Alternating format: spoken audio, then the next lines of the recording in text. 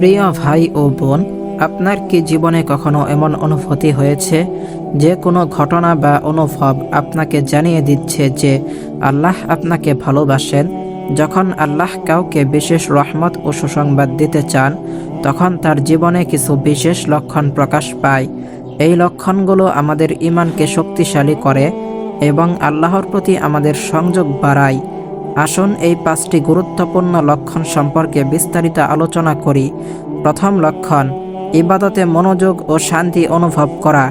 যখন আপনি নামাজ, কুরআন তেলাওয়াত, দোয়া বা অন্যান্য ইবাদতে একাগ্র হন এবং শান্তি অনুভব করেন, এটি আল্লাহর পক্ষ থেকে সুসংবাদের একটি চিহ্ন।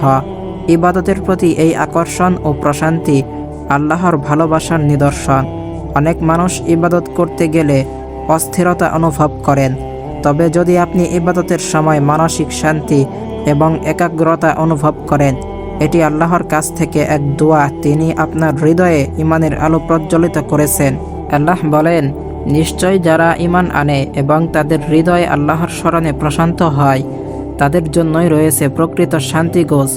আপনার কি কখনো ইবাদতের সময় এমন শান্তি অনুভূত হয়েছে? এটি আল্লাহর বিশেষ রহমত হতে পারে। এখন আমরা জানব দ্বিতীয় লক্ষণগুলো। ধৈর্য ধারণ ও কৃতজ্ঞতা প্রকাশ করা। যখন আপনি জীবনের প্রতিটি পরীক্ষায় ধৈর্য ধারণ করবেন এবং সুখ দুঃখ উভয় সময়ে আল্লাহর প্রতি কৃতজ্ঞ থাকবেন, এটি আল্লাহর কাছ থেকে সুসংবাদের একটি চিহ্ন। ধৈর্যশীলরা সবসময় আল্লাহর নির্দেশ মেনে চলেন এবং প্রতিটি অবস্থায় তার প্রতি কৃতজ্ঞতা প্রকাশ করেন। আল্লাহ বলেন, হে মুমিনগণ, ধৈর্য এবং সালাতের মাধ্যমে সাহায্য প্রার্থনা করো। নিশ্চয়ই আল্লাহ ধৈর্যশীলদের সাথে আছেন।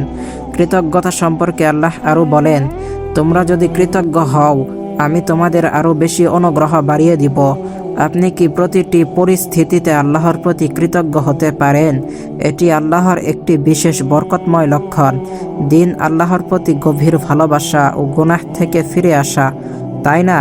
যখন আপনার অন্তর আল্লাহর স্মরণে ভরে ওঠে এবং গুনাহ থেকে ফিরে আসার প্রবল ইচ্ছা অনুভব করেন, এটি আল্লাহর পক্ষ থেকে সুসংবাদের একটি বড় চিহ্ন। একজন মুমিনের জীবনে ভুল হতে পারে, তবে আল্লাহ তার কাছে তওবার সুযোগ দেন। তওবা করার ইচ্ছা আল্লাহর দয়ার প্রতি। আল্লাহ বলেন, যে তওবা করে ঈমান আনে এবং সৎ কাজ করে, আল্লাহ তার গুনাহ মাফ করবেন এবং তাকে জান্নাতে প্রবেশ করাবেন।